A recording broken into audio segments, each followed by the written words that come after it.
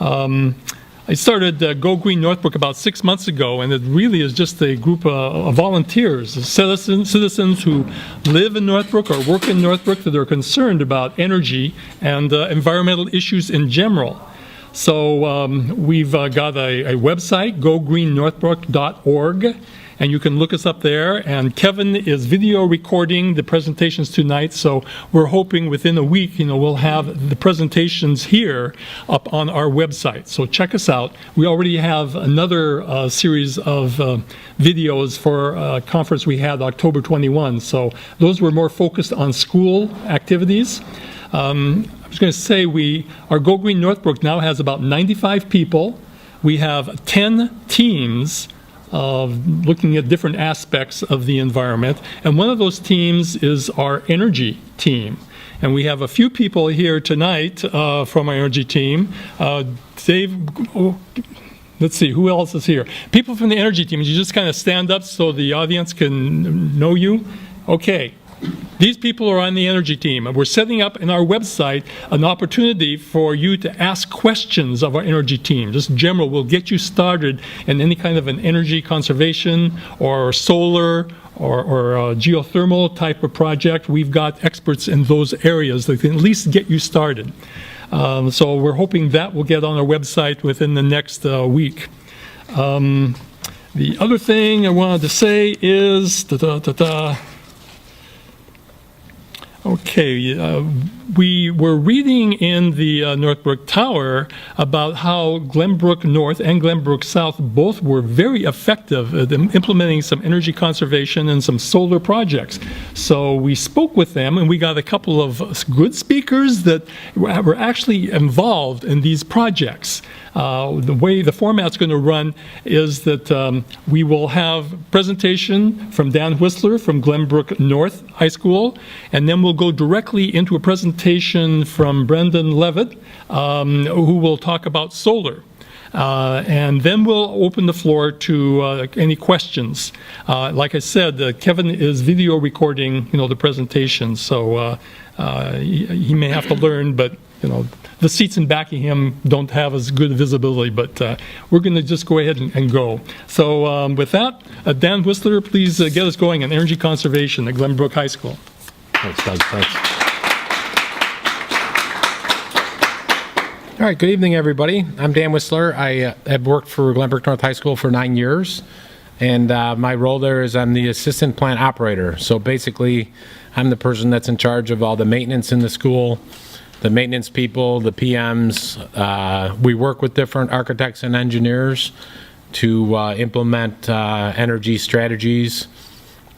Our department also operates the custodial area, so we work on different products with the custodians that allow us to try to be a little more green and still be effective as a group. So the first slide here I'm going to show you is just kind of an overview of GBN. And so GBN is a campus located, it's on 72 acres, rather sizable. The building is almost 600,000 square feet. The main building was built it started in 1952, and there's been over 20 different additions added to the building since then. So it's changed a lot, which makes it complicated from a mechanical standpoint. There's a lot of the outer walls of the building. There's a lot of surface area on the outer walls, so the curtain is large for the square footage, and it's really spread out. So there's a lot of different heating systems. There's a lot of different equipment. We run a steam boiler. I'll go on with a couple slides for you. You can see we have 2,400 students and faculty combined. We have 4 steam boilers, which we do not need to run all the time or at full load, but there are 4 steam boilers. Their total capacity, believe it or not, 60 million BTUs per hour you could potentially produce. We're in a position where we run typically in, say, a 20-degree day. In the winter, we might run the equivalent of a boiler and a half as opposed to 4 boilers. So we leave 1 boiler laid up every year. And we usually keep 2 boilers kind of online, running somewhere 2 or 3 inches, so it could be, I don't know exactly what the BTU output would be. And we keep a boiler on hand. Obviously, if you have an emergency or a boiler problem, you want to be able to continue to provide steam, so that's what our third boiler does during the winter months. We have 8 heat exchanger stations, so we send steam out through tunnels all around the school, and we convert, in most cases, we convert that to hot water, and the hot water feeds either radiation, air handlers themselves, which I'll show you a diagram of in a few minutes, or what we call VAV boxes, which are reheats in the ductwork that add additional heat into the spaces throughout the school, okay? We have over 50 air handlers, so all different areas of this building are served by these big fan units called air handlers, and those all need to be maintained, and we try to run those as efficiently as possible through our building automation systems. 3 chillers totaling 1.4 million tons of cooling, potentially. Once again, we usually run an enthalpy of less than 30, combined humidity and temperature. We usually run 1 chiller, that would be about 500 tons, and then depending on weather conditions, humidity, we would go to a second chiller. And then we put in a chiller about 2 or 3 years ago that's a smaller unit. It's an air-cooled unit that allows us to run into the fall when the weather's cold and we don't need to have water outside in our cooling towers. And then we can also run that on real mild days. Every day about 3 o'clock, we reprogram all the equipment in the building, and we may run that in the evening if we have a light load, like only in the CPA, only in the music wing, or whatever it may be. It's much more efficient per ton to run that third chiller up to about 50% capacity. So we have that tool available also. Building automation system. We monitor or control 26,000 points approximately in the school. So some of those are inputs where we're gathering information. Some of those are outputs where we open things and close things. Okay, that's all done through our system is a Siemens system. It was put together in a performance contract in about 2001, and we were just reevaluated by an organization that the board hired to take a look at how we're doing, and we were given very high accolades on the performance of our system and the efficiencies of our system. We schedule all the equipment operation from our building automation system. So as I stated, every day in the afternoon, somebody sits down, reviews all the schedules and activities for the evening in the building, and makes changes, modifications to the schedule to once again reduce our energy usage. We also, from the building automation system, program equipment. You know, there's a lot of different ways you can make equipment operate, and depending on how it's programmed, you'll be more or less efficient. So every single component within our building basically has a small program written for it, and it looks at outside air temperature, it looks at humidity, it looks at interior temperatures. We have programs for lighting, all different programs, and that's all things that the building automation system runs for us. Our operations, basically how we operate our equipment. We have a very tight scheduling in equipment, very tight scheduling in our equipment hours. In other words, we try to start things as late as we possibly can based on conditions in the morning. We try to shut things down as early in the evening as possible based on conditions, occupancy, etc. We have lighting systems that are programmed that turn off and on lights based on scheduling. And if somebody walks into that space and they haven't requested that those lights are on, they can press an override button, and it buys them about 20 minutes of lighting. Then they'll get a warning blink, and the lights will go off. They'll get a minute to press it again if they need be. But we're taking a proactive approach to making sure the lights are off by basically locking them out if you haven't put in a space request for that. Next item, it talks about CO2-based demand control on ventilation. And when I show you the air handler in a minute, I'll give you a little more of an understanding of that. Basically, what we're doing is we're measuring the CO2 level in a space. We're always providing a minimum minimum outside air volume based on occupancy. But if the space starts to really build up with CO2 at a certain level, we allow more outside air in automatically. And as the CO2 level drops, the outside air goes back towards the minimum position. Okay, and I'll show you that on a diagram in just a second. We create daily logs on all of our meters. We read our gas, electric, boiler, water usage, and demand on chillers during the summer. And of course, we take that and we look at conditions and we look for possible mechanical issues or other type of operational issues based on those numbers as a comparison. The variable frequency drives, the last bullet there, what those are basically a piece of electronic equipment that can slow down and speed up a motor or a pump. So if you only need a low volume of air into a space because it's low occupancy, for example, we have 40 people in this room, and at other points you might have a couple hundred. So if you have VAV box system like we have, it would have less air coming in today, and we could slow down the motor, which would save us energy with the VFD drives. And those are on all of our pumps and air handlers throughout the building. Okay, this is a typical fan, which basically, this would be your supply duct coming out, a supply fan and a supply duct. I took this snapshot sometime midday today of one of our fan systems in the A building southeast, I believe it was, okay? Yeah, it says southeaster. So this is your supply. We have a discharge set point, which is based on what the average temperatures in the rooms are and what the outside air temperature is. And it can automatically, through programming, that adjusts itself throughout the day. The system attempts to target that 59 degrees, and it was pretty close, 58.8. Your return air coming back is 74.2. So in the upper elevations of the space, it's always a little warmer. As an average from the entire wing of the building, our temperature coming back to the unit was 74.2. So different spaces would have been in the range. If you were looked at, minimum temperature was 71, average temperature was 73. The maximum room temperature was 74. And I'm sorry if this isn't clear to you, but I'm trying to go through it. So you have return. And then on the return, you also have parts per million of CO2.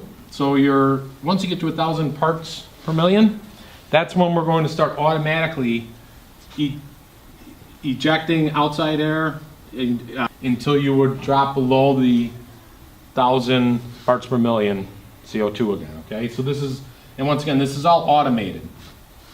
You have your heating control valve. You were adding 3.46% open, which means a very light heating load at that point. And during the winter, during the summer months, this would obviously be your cooling coil. Shows the two fans. And then you have a couple safeties in here. You have low temp detectors and some other things that would protect the equipment in the event that you would have some kind of failure and there was cold air infiltrating the unit. You want to freeze the coils. The other thing you'll see here is they call this it's a VFD, basically, controller that I mentioned. It's running pretty hot. It's running almost 60%, I guess. And this is, I can't read that, maybe 69%, 62%. So a little more than 50% of the overall maximum fan speed. So by having that VFD, your energy cost to run that fan is, 6/10 of what it could be for under a heavy load condition. Anyone have any questions about this real quick before I go ahead, sir? So your whole system is basically steam heated? Steam heated. Well, in this case, you would have gone out to one of those 8 heat exchangers that I mentioned, which are down in the tunnels in the basement, and we would have a hot water pump. The steam would convert a hot water loop, and these coils are hot water coils. Has that been since inception of the high school? Yes, it has. Have you ever thought of converting to gas? Well, it is gas driven, but they did an evaluation to convert to a hot water system, hot water loop system. Are you talking about like forced air gas, like residential? No. That's not typically done in large spaces. These spaces, most of these fans serve 22 to 35,000 square feet. That's typically not done. It's less efficient per BTU of heat. I notice you have a steam system with the heat exchanger. Any thoughts of replacing the steam system with the water system? That's a question, I'm sorry. That's a question I thought he was going for. Yeah, they did a study. They've done several studies, but it seems like there'll be about a 40-year payback Okay. because of the extensive repiping of the facility. The repipe the If you tore out the boilers, expensive, but you could get, we're running about 82% efficient on our steam boilers, which for what they are is pretty good. We have those every year, we have those checked and we have the analysis on them and make sure that they're running well. But we could go into the low 90s, maybe mid 90s, super efficient hot water, but the cost, the payback just isn't there at this time to do it. So, I mean, we like to target projects that'll save us energy, but at the same time, we have budget to watch. Right. So. How applicable is what you did at Glenbrook North to other schools in Northbrook? Well, I think unfortunately, I don't really have a relationship with other school maintenance departments or managers. However, I think most people probably do have a building automation system in place. It would surprise me if they don't. The tools vary. I mean, sometimes you get a kind of a canned building automation system that does a few things for you, and other building automation systems are more robust. And in this case, it's really limited to the. I do a lot of the programming. We have a couple other people on our staff that can do programming. So, they're soft costs, but we can add more sensors and we can do more with our system based on personnel. But I think everyone probably has a system. It's a matter of how much they're doing with it, how much they can save. Okay, I'm going to go away from mechanical and just talk about a couple other things that we've done in the last few years that are saving us money and creating some efficiencies. We're working with a couple different LED lighting distributors, and there's a lot of grant money available for converting condensate bulbs to compact fluorescents and condensate bulbs to LED. So the payback is great. In less than a year, we have 8-month paybacks coming in, and they're getting better at. They'll actually come in, look at a fixture. I'll show them a bulb type, and they'll go back to the manufacturer. And a couple months later, they come back and they've got my socket and my base, and so they've come a long way with the LED. And the paybacks and the grants are great. So I would encourage anyone who has any kind of compact fluorescent or incandescent bulbs or halogen type of bulbs. Par 30 floods and all these, with a grant, there's a quick payback on the replacement on these, as long as you have enough light output to meet your needs, okay? So we've worked at that on the incandescent. We replaced the gym in the field house with another fluorescent product, but it's a more high efficiency T8, 54 watt, 55 watt T8. We've done that in the last 3-4 years. The gym was, a little earlier, I think it was 06. And the field house was probably close to 2010. And in the last year, in-house, we replaced all the 24/7 lighting, which is basically everything that runs off your emergency generator that you need on. If the lights all went out in this room, I'm assuming there's a generator that would start and we would be given some light. So every space within a public building has a certain number of fixtures. In our case, about 2,000 fixtures. So we went out to those 2,000 fluorescent fixtures. When you replace with LED, you remove the ballast, which means you never have a ballast cost again. And we replaced them all with LED tubes. And the greatest thing is, like I say, we did it in-house, so there wasn't a huge out-of-pocket on that. And my last comment there is lights off. So if you can get the cooperation of the people and keep them informed, that also helps. Controls are better, but we try to get everyone involved.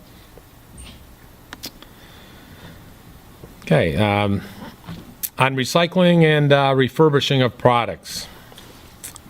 These are some efforts that some students are involved in the recycling, and they have a lot of clubs and they push hard and they're very involved. And then some of the things were implemented by the building or plant operations area. Some are implemented for example, toner cartridges, the print shop area, the IT department. Everyone recycles their toner cartridges. So they're sending them back to somebody that's refurbishing them. We're not throwing them out. Paper, cardboard, cans, bottles, we have recycling bins throughout the building. As long as they're not contaminated with food garbage or something, they're put into a box that we have that's about a 6-yard box and is picked up 3 times a week. So if it were to be full every day, every pickup, which it often is full and overflowing, that's kind of the level of the recycling we're doing on paper, cardboard, cans, and bottles. Most of it's cardboard and paper. All the equipment, all the computer equipment and printers that are replaced in the building, they have a service that comes and picks them up. They wipe them clean, they refurbish them, and they give them to school systems that can't afford computers. And that's a program that was put together by our IT department, which is a super program. So that's where our computer equipment goes when it's at our end of life.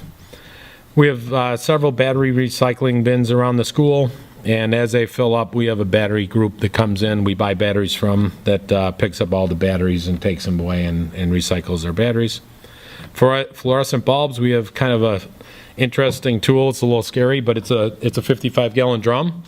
Has a lid on it, and it has a cutting wheel in it, and an operator basically takes all of our fluorescent light bulbs and feeds them into the drum, and they get all chopped up. When the drum's full, it's picked up, and they bring us a new drum. So all of our fluorescent tubes are being recycled also.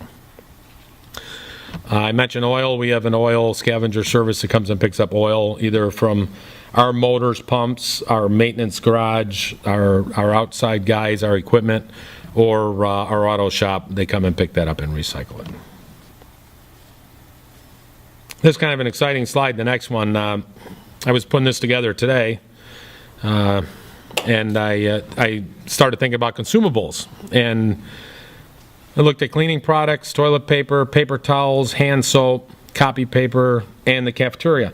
And over the last few years, we've worked with a lot of vendors to try to buy products that do work, that serve our needs, and that we can feel good about the fact they're green, and that they, like I say again, they work. So those are the numbers on the different products that we're using. We're using a system called Made by Diversity, which I think is the Johnson Company.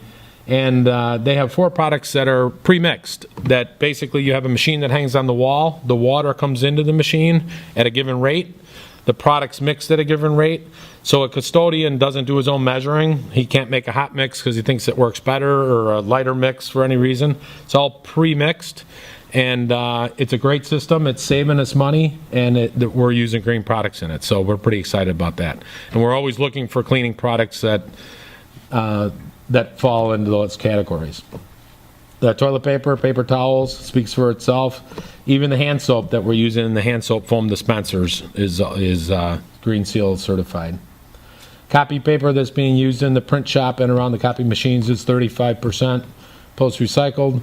And the cafeteria a few years ago, by student request, I believe, went away from styrofoam cups, styrofoam carry-out containers, and some styrofoam plates and other things, and they went to all paper. So I had a little visit with them today, and they wanted me to pass that along. So that's something they've done.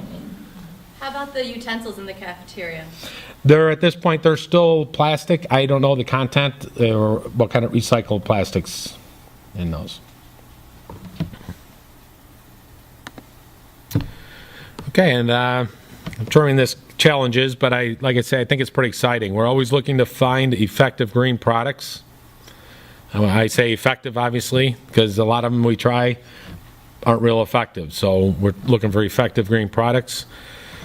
We're always trying to reduce energy every way we can while still maintaining a comfortable environment, an environment conducive for learning. Our priority at Glenbrook North is to provide a space that a child can sit in and the educators can do their job.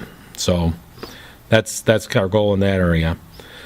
We're always looking to receive grants. Our district office and some vendors are always tracking grant opportunities, and every time there's a grant available for an energy issue, that always makes the payback quicker and better, and we're always looking out and looking for more grants that we can take advantage of or utilize. Getting all the occupants involved in recycling programs. This is more a challenge, I think, for the environmental clubs and the students. You have a lot of kids that work really hard, or students that work really hard at putting out containers and having it all available, but unfortunately there's some that they're in a hurry and they throw their pop can in there half full, or their hamburger. So unfortunately, we lose some of the recycling opportunities by contamination. And then my final bullet is just kind of a review of, we're looking for processes that we can use that can save us money and make us more green. We use a floor scrubbing method now that that instead of waxing all the floors every year, we used to strip all the wax with a very harsh chemical every year in every classroom, and then we would reapply wax. And the next year, you'd come back in every summer, do the same process. Well, 3M and some other incredible companies have come up with systems now where we go in and we screen the floor, which makes it porous again, or gives it enough porosity or so it can take another product, and we're doing basically screening and recoats throughout the school, and you would never know the difference, except we're not using the harsh chemicals, buying the harsh chemicals, and obviously disposing of the harsh chemicals. So that's an example of what I call a process that we can go and achieve a lot of our goals through that process. So I need to hand the microphone over, but we're going to be available for questions as soon as he's done, okay? Thank you. Thank you.